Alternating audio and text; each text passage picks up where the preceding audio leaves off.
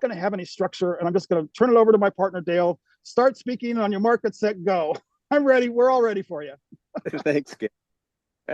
Well, the two or more are one. That was why I reached out to Kenny, and I've been getting guidance that I needed to connect with people that really that evolution is in a collective stage right now, not an individual anymore. It's a collective one, and that those, I remember listening to Krishnamurti or reading him when he was talking with David Boehm, and they were talking about how somehow it got to the point of like how the universe or the world and everything would come together as one. And Krishnamurti said that it would come through listening. There would be 10. All we needed was 10 people in the world who could actually listen to another person, actually truly listen and just hear what they are giving. And Boehm said something like, well, why hasn't that happened? And Krishnamurti said, this is in 83, he said, there aren't 10 people. There aren't 10 people who can listen.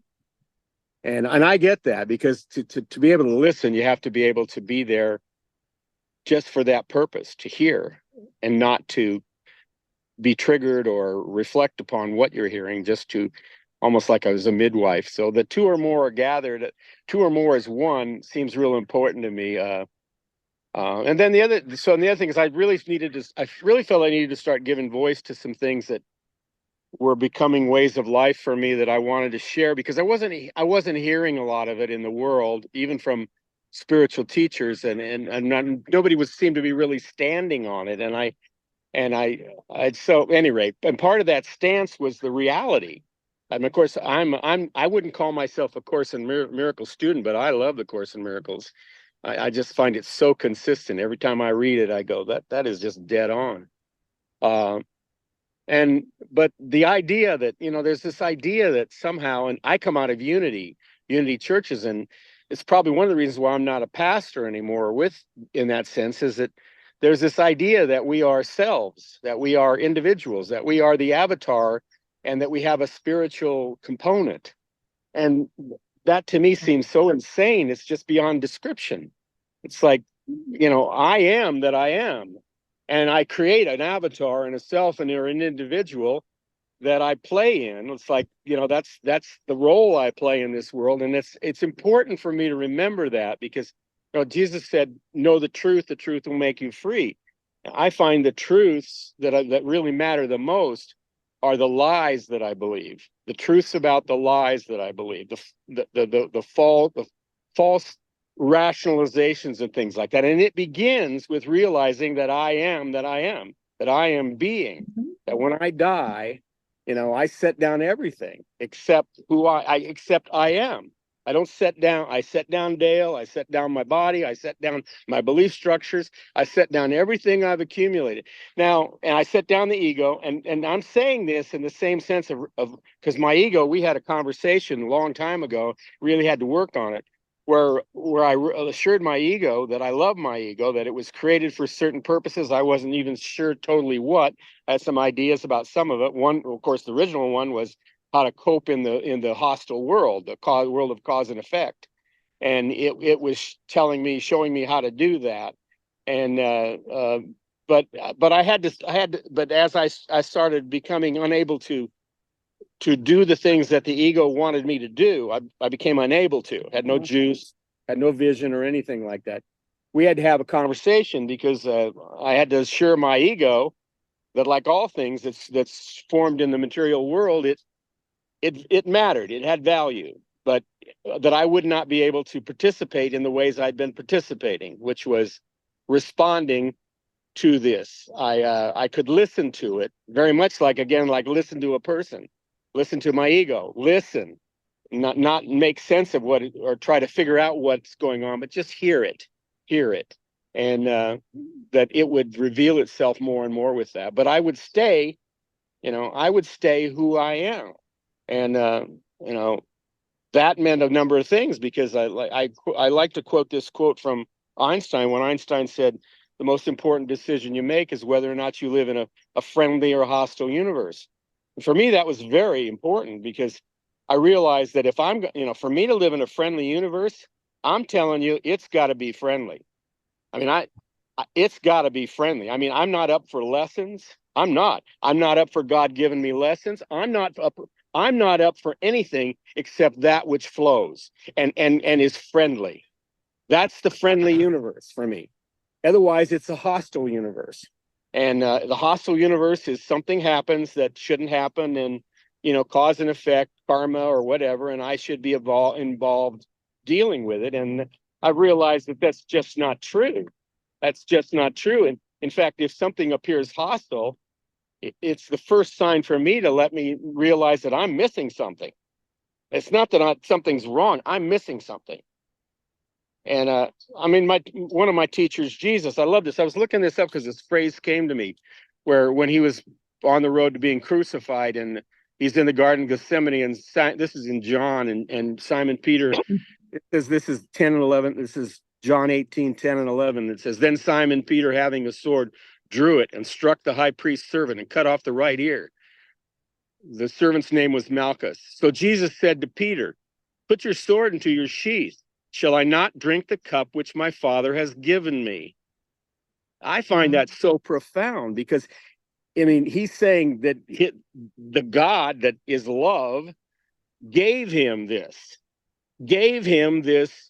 crucifixion. Now, most Christians don't get this. They think that it's something about some sort of payback or a plot, something about sin. They don't get that that's what he did. He's basically saying there's no cause and effect. I'm going to show you this, because I'm going to walk through even murder and torture, and there'll be no cause and there'll be no effect. I'm just going to walk right through it, because I live in a world where that doesn't exist. Cause and effect only exists because we have meaning for it. When, like Krishnamurti, again, when Krishnamurti was asked something, and he said, what's his secret? Because he was so still. Krishnamurti was so still and so still. And someone said, what's your secret? And Krishnamurti said, I don't mind what happens. I don't mind what happens.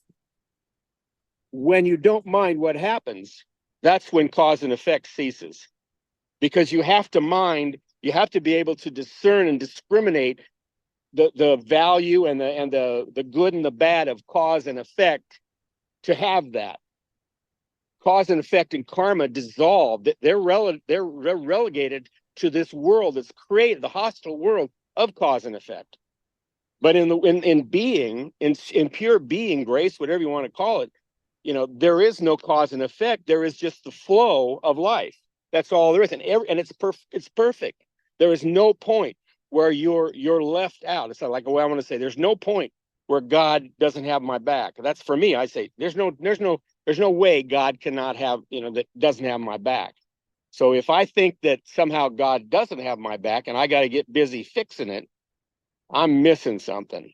That's as clear as that. I'm just missing something, and I want to see what it is. So if I'm aware that I'm missing something, that there's something to be seen, guess what? I'm available and I get to see it. I'm not caught into the realm that says, oh, these are not the kind of things I want to have. I'm not sitting there with Job saying, oh God, how could this all happen to me? Da da da da da da da da. Just kill me, God, because I've been living the life right, and I've been practicing the principles, and all this shit is happening, and I can't control it. And why would you do that to me? And da da da da da da da da da da da da da. But without that awareness, spiritual practice without that core thing, it's like Ashley Bryn, one guy I really like, a pop shot, a postcard philosopher, and he said, your reasoning is excellent. It's just your basic assumptions that are wrong. And that's true. It's like we think, just because we've conspired with our minds to create this, the world's real. I'm not going to say the world's not real, but I will say it is not what we think it is. It is not the perception we have of it, that we've co-conspiratorized. In fact, I would suspect that even if we looked in our mind, if we could somehow compare how we look at the world, even from our co-conspiracy as to what the world is, what forms mean, what energy patterns mean, if we could actually see what one person sees and another person sees, they would not look the same. they would not, but yet we find an agreement in it because we have, with the power of our minds, we figured out a way to create this matrix form and navigate it. And and have all the rules that matter around cause and effect, time, space, et cetera, et cetera, et cetera. It's really amazing how well we've crafted it for an illusion. I mean, again, cause and effect, karma, they end when there is no concern about cause or effect. It's just flow. Time space ends really easy. You know where time space ends? Here and now. When you are here and now, time space does no longer exist. It does not exist. Here and now dissolves, it just breaks through it all. It isn't like it makes it go away. It's like all of a sudden you see the truth that makes you free, which is here and now. Here and now in being. And when we start from that, then we start to see a whole different way of dealing with what our spiritual practice, for instance, becomes everything. There is no spiritual practice per se, like specifically. Spiritual practice is everything, whether or not we're seeing the light and accepting it, or whether we're fighting it like hell and working ourselves to a place where we can see what happens when we do negate it. That is light. That is knowing the truth that makes us free, is when we fight something and we realize that it's going nowhere. It's doing nothing but creating pain, a painful experience or suffering of some form, which again is not wrong. It just is. It just is. And I found, like practicing this, I'm doing a lot of stuff here, but one of the things I've learned with my ego is like when my ego and I got on board together, and my ego finally accepted that I could not do anything with the things that it said. The first thing it said to me, was, or warned me about, or it said, this is what's happening. You should do something about this, over and over and over ad nauseum. It was, it would be screaming it at me over and over and over while I couldn't do anything. And I just kept saying unconsciously, every time it'd say, what are you going to do? What are you going to do? What are you going to do? And I'd be going, I didn't even realize I was doing it. I was going, I don't know. I don't know. I don't know. Because that's the only thing I could answer to it. I don't know. I don't know. I don't know. I don't know. I don't know.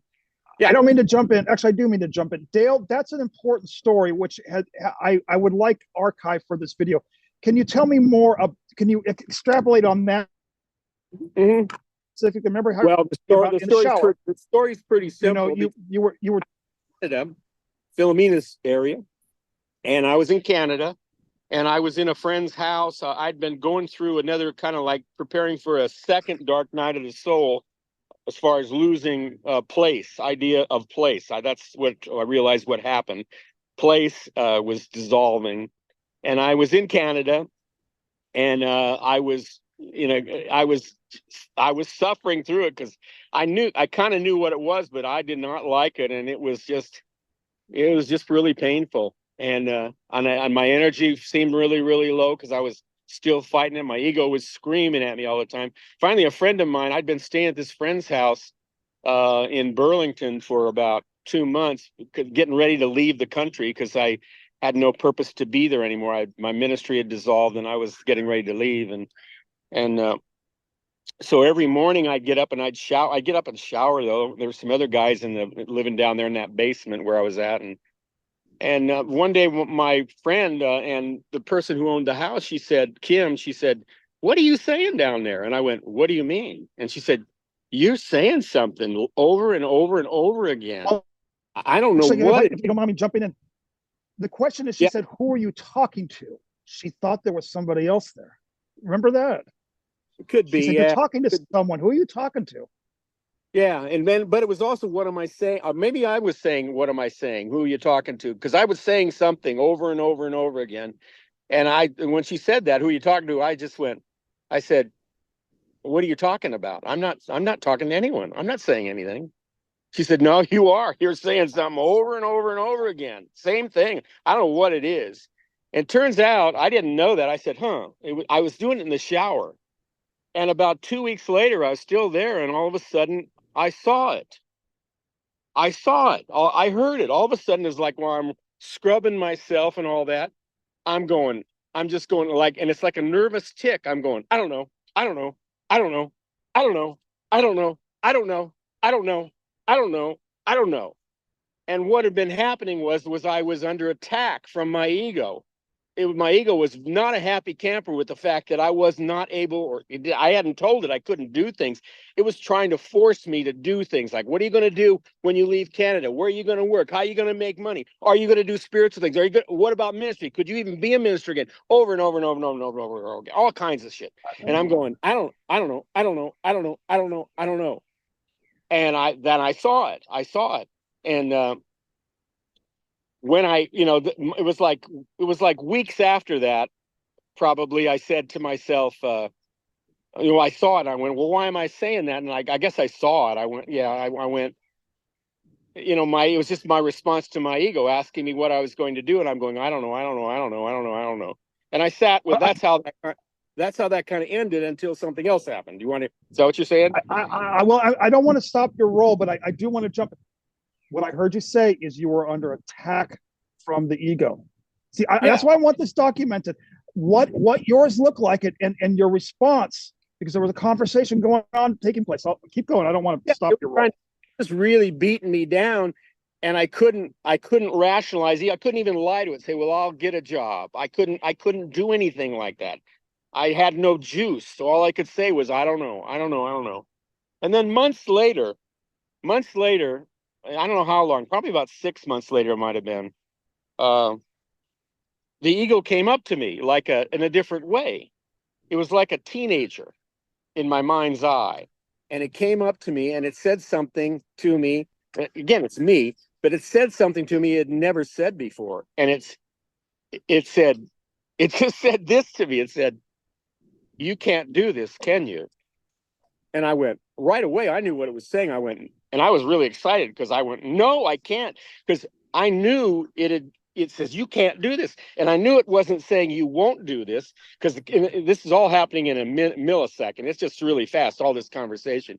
And it was like I was saying, it's I can't do it, because if I could do it, that I won't do it, you could make me. You got all the ammunition to make me do it. But no, I can't do it. I just can't. And then the ego, like a little child, like that teenager, it just kind of like sighed, and it put its head down in a way, and it said this to me. It said, what's going to happen to us? And at that moment, all of a sudden, I was like loving it. And it's like I put my arm around it and I said, I don't know, but we're going to be okay, because I knew I was on point. I knew that I was on point. I was on point, and we were fine. And my ego was like, it's almost like wanted to say, are you sure? And then we had later conversations, or I don't know if it happened there, where it went like, well, can I still tell you what needs to happen? Can I still scream and yell at you and da da da da da? I said to it, at that time I was real clear. I said, of course you can. That's what you do. That's what I made you for. Of course you can, but you realize I can't do anything about it, right? And the ego's going, yeah, I do, but you're okay with me doing that? And I said, of course you are, because you exist. And I made you to do this, so I'm not going to tell you you can't exist. No, we'll just see where it goes. And that's how that opened up. And then, of course, my ego would check in with me by way of giving me little flashes. Like, it still does it. Like last a week and a half ago, my computer and some stuff, my passport and stuff, got stolen from my car. And it was like hostile world. And all of a sudden came up to me and said, this is hostile. And I went, no. And I reacted to it in the gut. And then I went, no, it's not. It's not hostile. It can't be hostile. What is it? Because I'm real consistent now with that, and my ego just brought it up. And about a year or so after this whole thing happened with my ego, what I realized was my ego had finally was doing another role for me.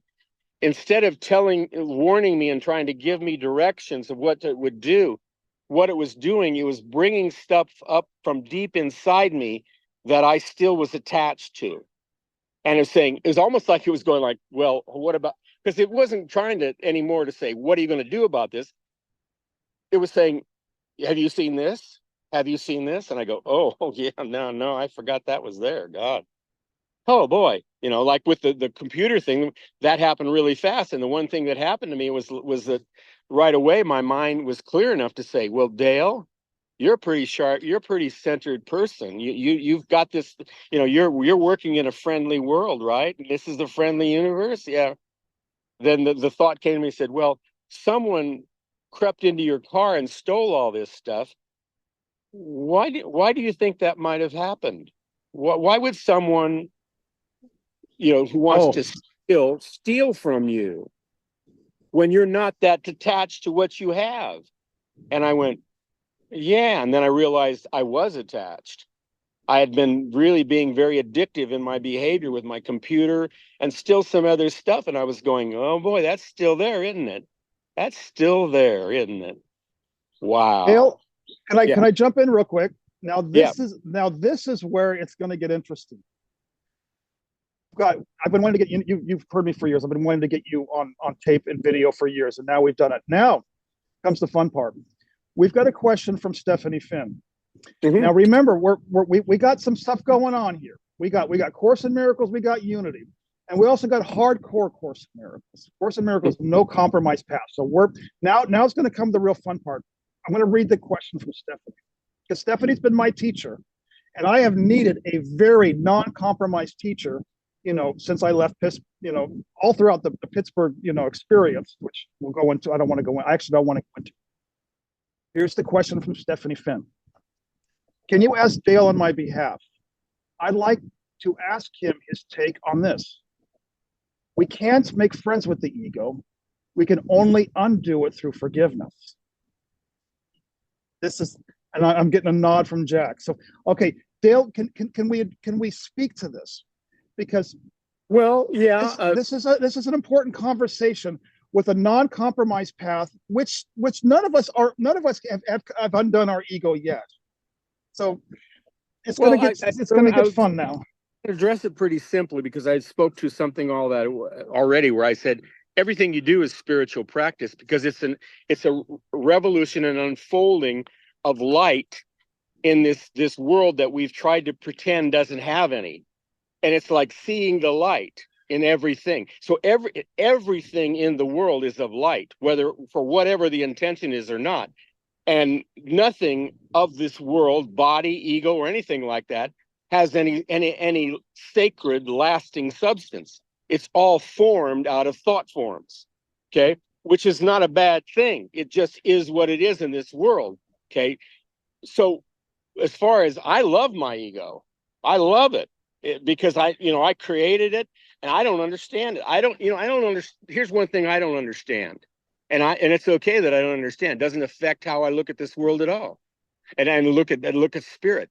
Why are we here testing, all of us, testing the like looking to bring light into the certain things of our personal nature that we hide from and consider being dark and evil, or needing to be hidden? Why are we all doing certain things like that to bring light in there? I mean, why did we split up into all these individuals to accomplish that in this realm? I have no idea why we're doing that. I have no idea why we're doing that. I have faith in it. I have faith in that it all comes together, that it is all together, but I don't have any idea about it. So when it comes to the ego, for instance, on the ego, I don't think you can love unconditionally. I'll say this: I don't think you can love unconditionally unless you love the ego. I mean, if you don't love the ego, how can you love unconditionally? That's a big condition that you say. Well, it's. I mean, and not only that. Is that an actual? Is that, excuse me, but is that an actual question, or is that a statement that you're making? A kind of a statement, really. Right. Because right. Like loving the ego without loving the ego.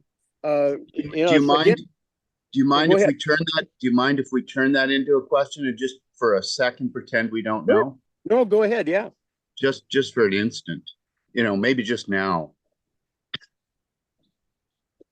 Sorry. Well, the question, it's like the whole life. Okay. All right. Go ahead, Dale. No, you phrase the question. Well, you asked the question. The question is, let's get the question straight. That's a good idea. Like Krishnamurti would do with David Bohm. Remember, they would get the question straight first. Yes. So what is the question, Dale? I guess the question is,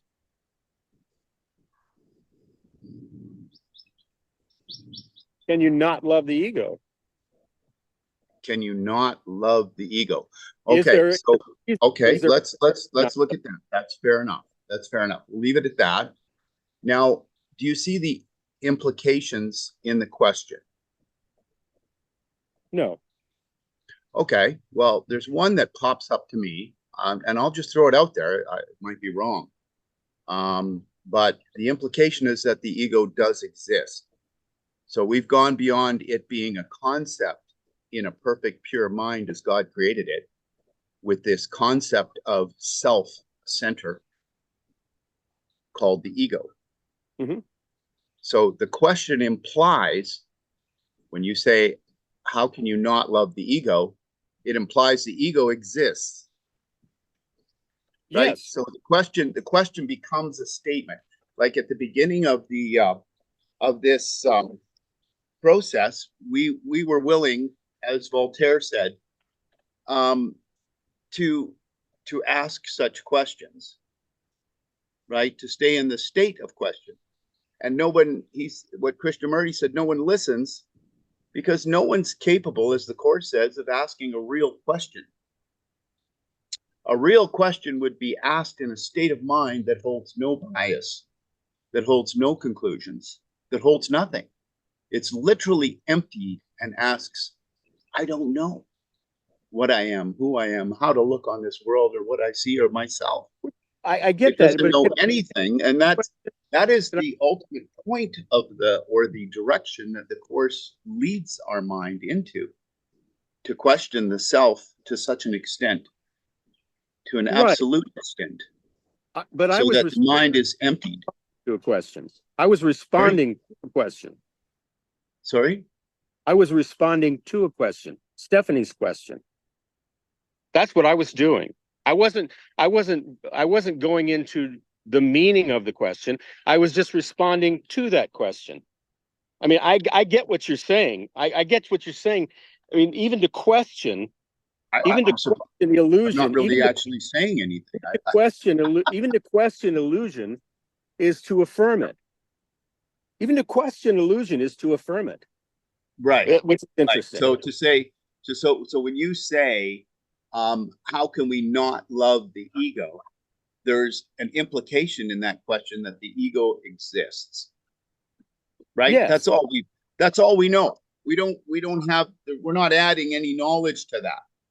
We're simply being with the fact that the question itself is a statement by the ego. Who's the one that asked that question?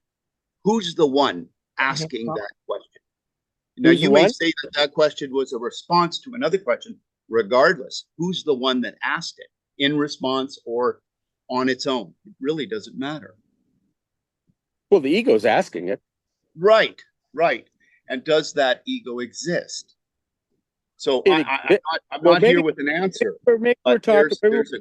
I'm not sure your version of your meaning for existence is the same as mine. I'm not defining one.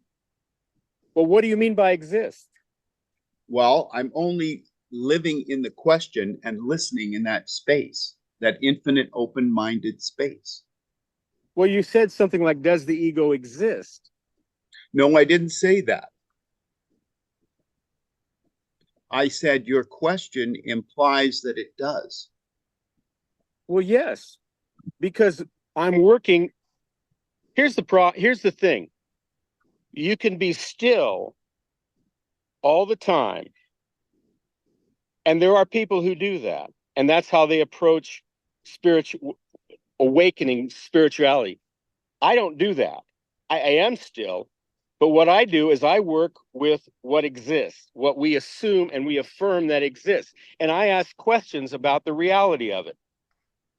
I'm always asking questions, because my mantra is always, on everything, is I don't know that this means what I think it means. I don't care if it's harsh, if it's beautiful, if it's boring, if it's exciting, whatever I'm thinking about it, I'm going, I don't know that this means what I think it means. Why would I do that? Why would I do that? Can I jump in? Oh, Yeah. please. Remember, this is all of you. Remember, this is a group call. So we want this conversation. I'm recording this conversation. So go, Andrea. Okay, I think we're getting stuck in semantics. I really do. It sounds to me like, there's some kind of repeating a pattern. You're in a loop over this. I mean, I think Dale was, if you leave anything outside of love, what have you done with it? Exactly. Forgiveness is love. But the whole point is, if you're to forgive the ego or whatever you think is outside of love, it comes from love. Yes. And it There's comes from no separation in that. right. I agree with you, Dale, there. It's like, you have to start off. like, well, forgiveness is like no harm, no foul. That's really what it boils down to. It's like, oh, I was mistaken. Oh, I mean, the real meaning of forgiveness for me in this world is, oh, I thought I knew what happened here. I don't know what happened. Yeah. And it's supported by the unconditional love of the universe that holds me. So it's like, oh, I forgot. I thought the world was hostile. It's not. It's friendly. Yeah. It's that forgetting. And I forget all the time. And then I go, oh, and forgive the forgetting. Yeah. Exactly. And it's all, and where did the ego come from? I mean, in the first place, it was for our, there's different viewpoints on that, which we don't need to get into, as we'd be here forever. But it's very easy, I noticed, to be caught up in semantics, because I was for a very long time. And I could fool myself into anything sometimes. And now it just seems simpler. I mean, who's the one watching the ego? When you're aligned vertically, you can just watch the Layla of life itself, the play. Right. Which I think is what you're talking about. That's what I hear. I'm hearing, like, I'm going back to Jesus again, too, in the Garden of Gethsemane, where he's going, like, he's basically saying to Simon Peter, he's saying, wait a minute, why you're telling me I shouldn't accept the cup that God has given me, which is reality. It's going up right now. It's like, I shouldn't accept that. And it's like, I mean, just because I think the meaning is askew, or I don't know how it fits in, or it seems right, or it's like, oh no, it's like, bottom line is, it's a friendly universe. It's all okay in a sense. Now the question is, can I look at it? Can I learn how to feel it, how to love it? Can I do that? Can I jump? Says, everything is for you. And I've had a journey, which Kenneth knows about, with my own son almost dying so many times. But I knew when he was a child, it was for me. It wasn't easy, nor was Jesus's journey. But I get to the point now when I can actually, I could then, because of the unconditional love I felt for him, it didn't make any difference. When you're in it, I mean, I can't say I felt the rest of the world, but I'm growing older now and hopefully a little more open. And everything is for us, as you said. And Jesus's journey to the cross is an explanation of that. It's a confirmation of that. That's how I understand it now. And I love that he's in the Garden of Gethsemane and he's saying, I love the fact that this wise being, aware being, is in the Garden of Gethsemane saying, I'd like not to do this. I'd really not like to do this. But I know how the universe is. I know my nature. I know the nature of God. And I know the nature I'd be in. So I'm on board. I'm your man. But if there's any way that I didn't have to do that, and I love that about this universe. It's like, I could sit there with knowing what happened with that an angel actually came in and released me from attachment, like saying, okay, Dale, deal with this. You don't have that. How are you going to deal with that? And I started to see it. I go, okay, I'm not going to try and rush to reattach. I'm going to look at this. And then at the same time, even today, I got up and all of a sudden the thought flickered across my mind that said, I hope that son of a bitch chokes on that computer. It just comes right out of me. And I'm going like, oh God, yes, this is what that, I just look at it and I go, that is so funny. It is so funny. It isn't, I know who's watching, and my ego basically says that, and I can still put my arm around whatever my ego is and go, man, it's like it's like you're so cute. You're so really cute. How you just keep bringing that up. That's just really neat. That's really neat. I love that.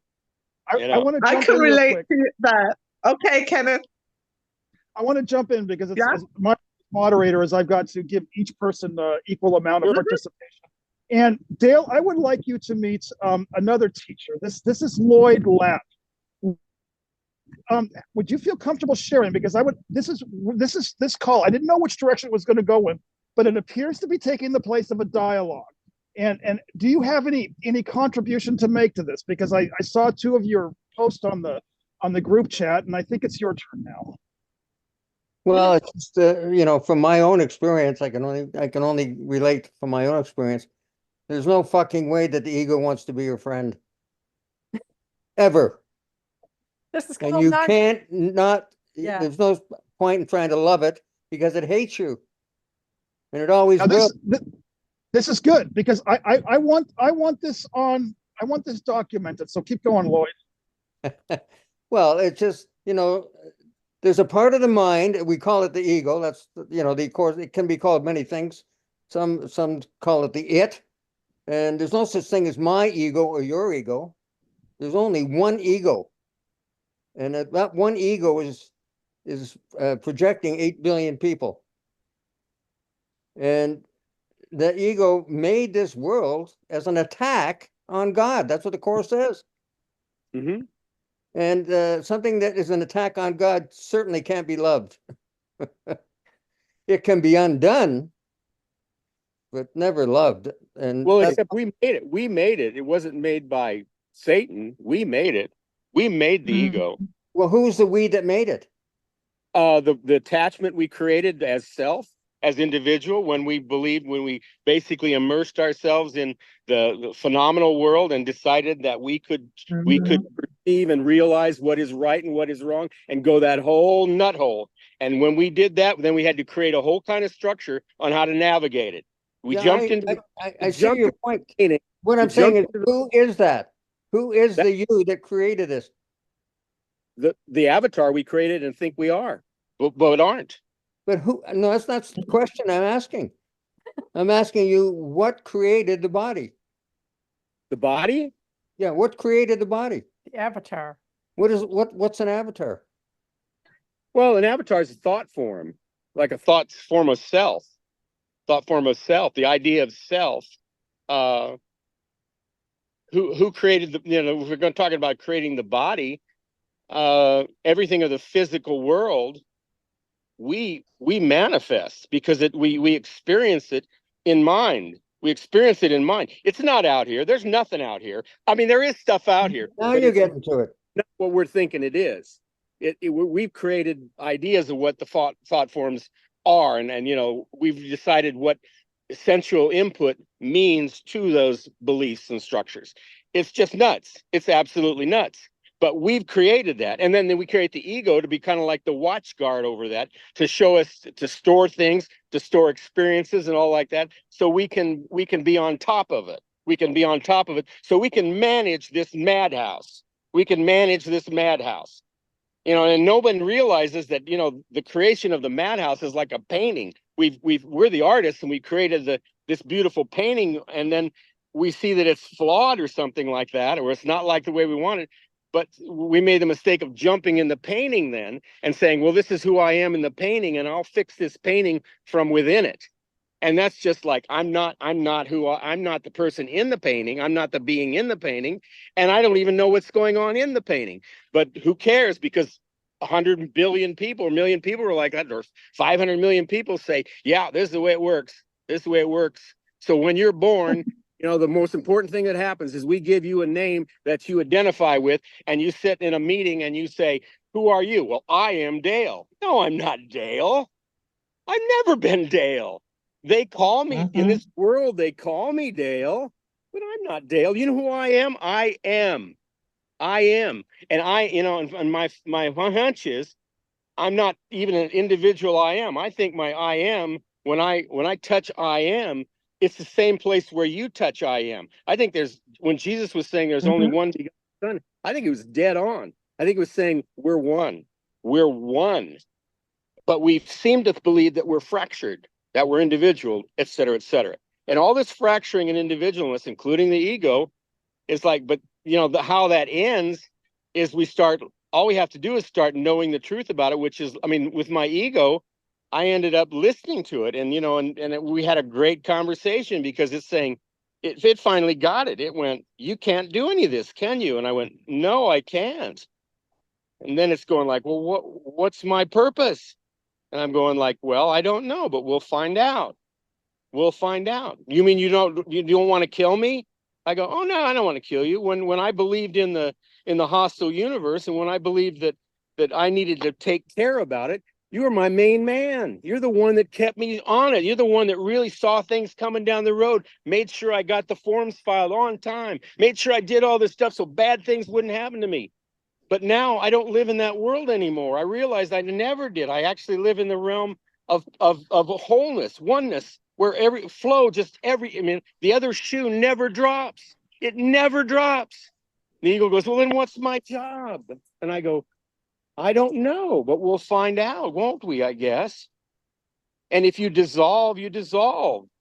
That's how lies end anyways, is we don't make them go away. They just dissolve when they have no more purpose, when they just don't have purpose anymore. And the ego still has tremendous purpose in this world, because most people still think they are the avatar, or the self, or the individual that they form themselves on this world to play. It's like they're in a play. Can I jump in real quick? Yeah, because this is the perfect place to introduce Deonna. You remember Deonna. Deonna, you remember Dale. Deonna. Now this is I'm just taking this Zoom call, and we're gonna go around this topic called ego in as many different ways as we can. Now, ego, Deonna and I are mighty companions who are both going through, I would call it the eye of the needle. I would go so far as to call it that. Many people would say, oh, it's just a dark night of the soul. But no, I believe, and this is where I meet, Stephanie and Lloyd in their ministry. Deonna, can you add something to this Zoom call, this conversation? For someone like you and I, who come from the 12 steps, who are having a hell of a rough ride right now, can you please bring your wisdom and your love into this? Because we're going around in many different directions, and I love it. You're on. Go. Yeah. No, thank you, Kenneth. First of all, I want to say that I can only be ever identified with the ego or the Holy Spirit, the Spirit. There's one or the other. And the one right use of judgment is, how do I feel?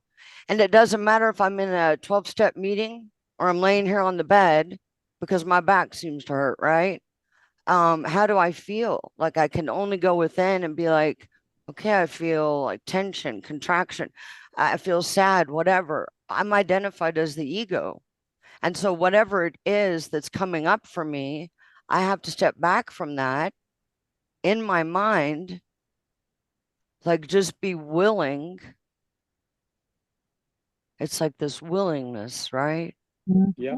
Riding it's the the willingness. It's the willingness in that sweet spot where I am willing to release, not wrestle with it, not fight with it, but release it so that I can.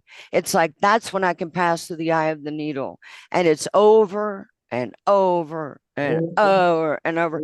And I think that's why the fifth stage is, it says in A Course in Miracles, it will seem like a long, long time that you're in the fifth stage, because every time I come up against myself, and I don't mean capital self, I mean, every time I ask myself, how do I feel? Oh, I'm identified as the ego. I went unconscious thinking I'm the thoughts. Okay. Let me just breathe and recognize I am the space. I am the silence, whatever, like love, whatever I want to call it in the moment. Yeah. And from that space, that's my real self.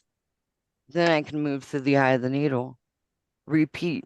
Wash, rinse, repeat. I mean, WTF. There's no way around it. There's no way around it. Tried it. No, that's We all perfect. tried it. This is exactly what I want. I want a conversation. And speaking of conversation, we have about 5 minutes left. And Stephanie, can you? You've already unmute.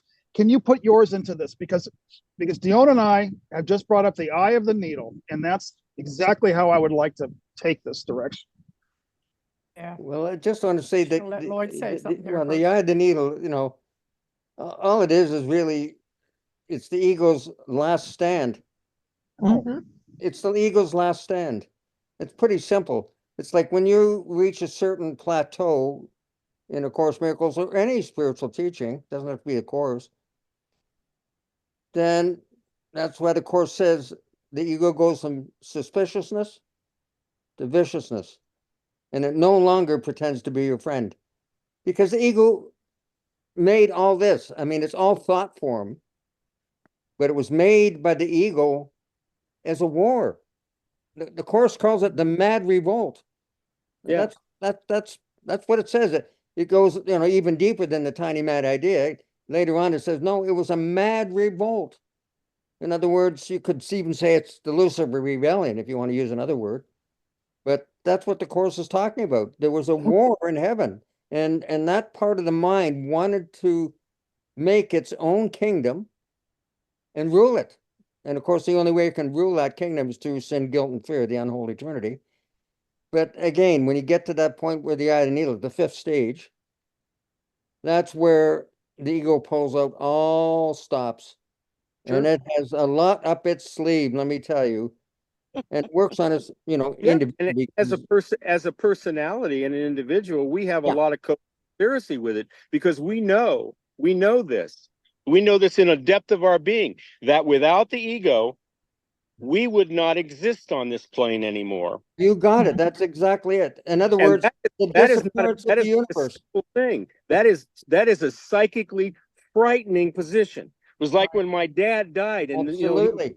he went through having his leg amputated, and he called me in, and I'd never seen fear in his eyes, and he looked at me with fear, and it turned out he died 5 hours later, and he said, Dale, he said, I never thought it could be this hard. And I was thinking of his leg. And then after he died, a few days later, I went, he wasn't talking about his leg. He was talking about letting go. Yeah. He was talking about he was at death's door and he'd never let go in his life as far as the world. He held tight to it. And all of a sudden, it's like the spirit was saying, Bob, you're going to let go. And Bob's saying, yeah, I'll work on that. And Bob's spirit saying, no, you're going to let go now. We're letting go of everything now. So we're co-conspirators. This is why we have to be loving, because we're co-conspirators with the ego, because the ego is doing what, it's like we want to be on, and this isn't bad, but because we believe in time space, we want to do this evolution thing on the layaway plan. We want to do it on the layaway plan. We really do. And Spirit's saying, yeah, that's not how it works. And I'm going, I know when I answer, I'm saying, I want to do it on the layaway plan. And Spirit says, that's not how it works. I said, well, can I pretend it's the layaway plan? I said, you can do whatever you want, but as you awaken, you will see that that's ridiculous. You'll see that that's ridiculous. Well, I'm saying like it feels brutal. I don't know about y'all, but this fifth stage is effing brutal. Brutal.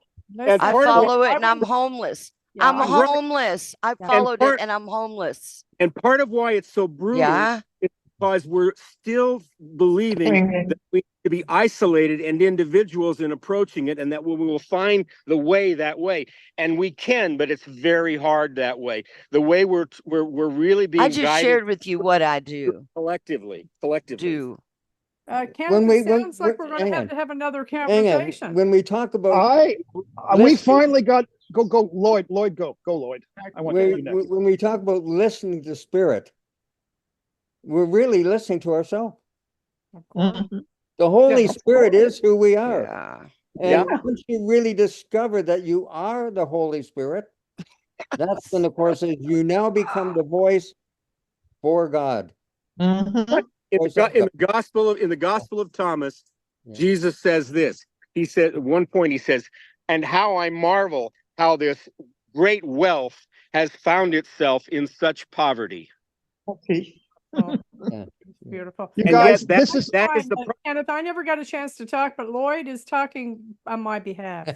yes, I want this, I want this documented. When we talk about the eye of the needle, it's serious stuff. It's because it is the annihilation of the individual I.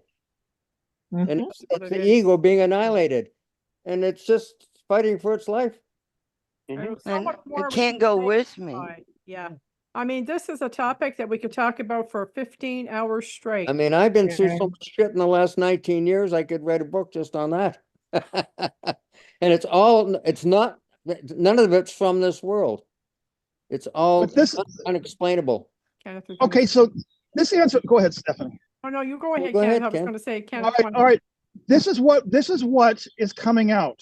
My question was, what is this ministry all about? What is the purpose of this ministry? Why have Dale and I been connected?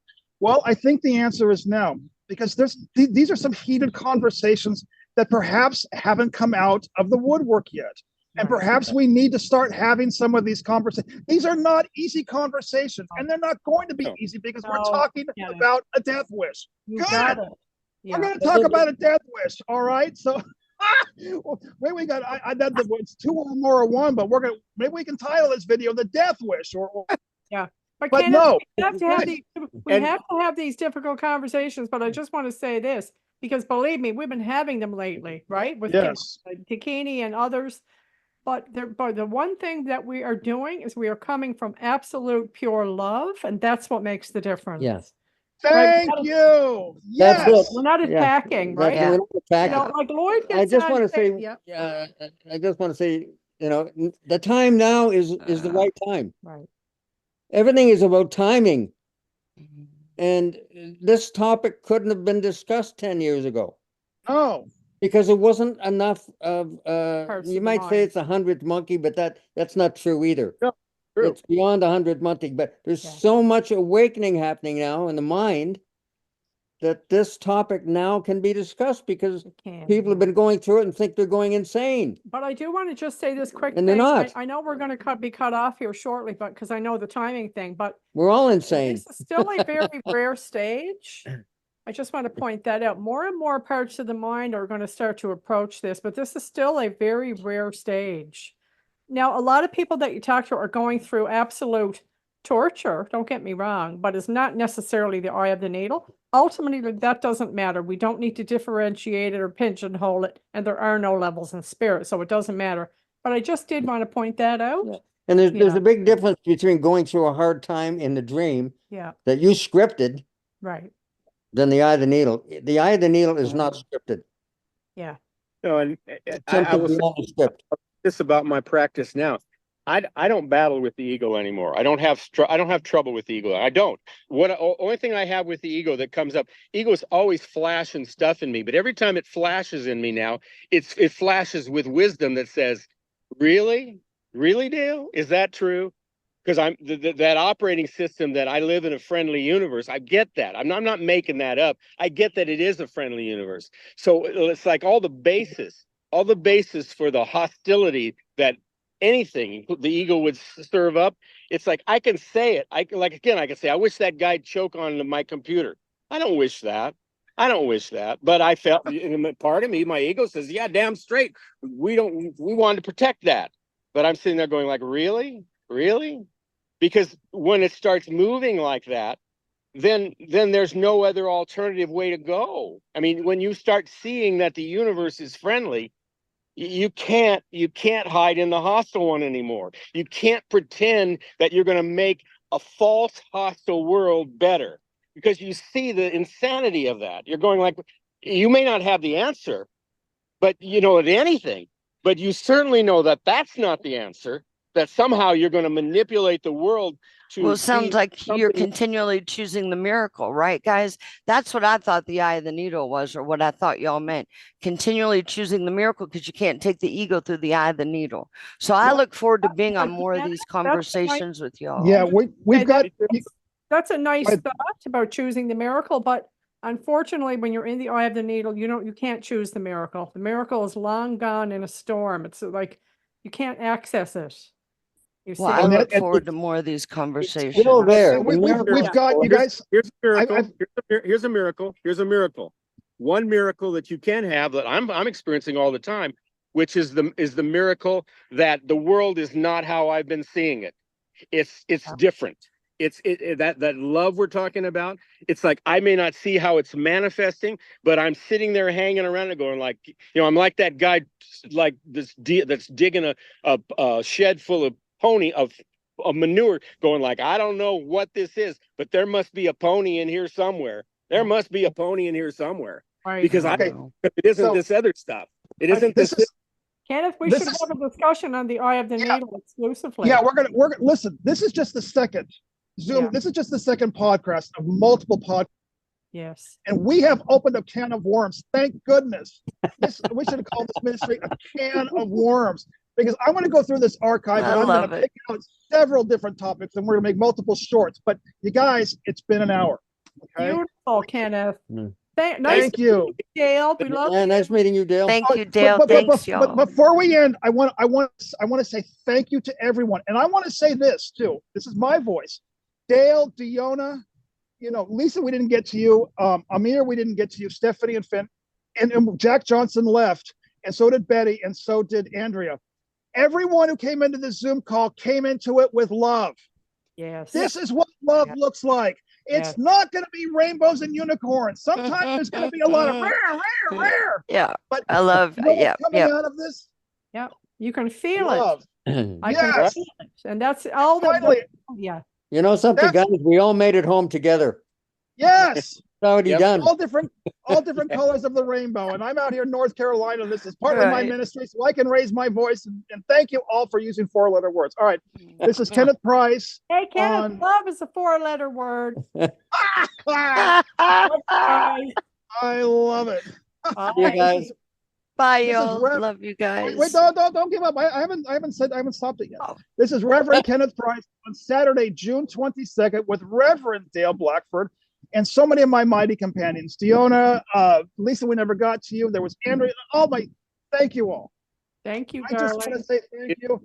If you're watching this on YouTube, leave your comments below. But more important, visit our website, 2ormorere1.com with the number 2. It's all going to be in the information down there on the YouTube. And just thank you all.